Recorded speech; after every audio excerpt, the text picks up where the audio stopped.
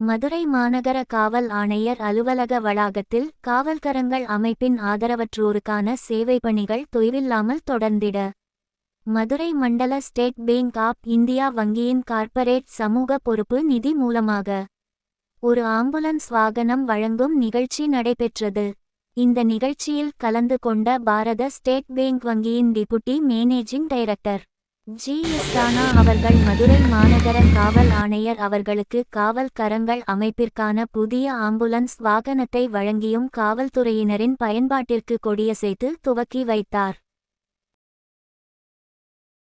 மதுரை மாநகர காவல் ஆணையர் அலுவலக வளாகத்தில் காவல்கரங்கள் அமைப்பின் ஆதரவற்றோருக்கான சேவை பணிகள் தொய்வில்லாமல் தொடர்ந்திட மதுரை மண்டல ஸ்டேட் பேங்க் ஆப் இந்தியா வங்கியின் கார்ப்பரேட் சமூக பொறுப்பு நிதி மூலமாக ஒரு ஆம்புலன்ஸ் வாகனம் வழங்கும் நிகழ்ச்சி நடைபெற்றது.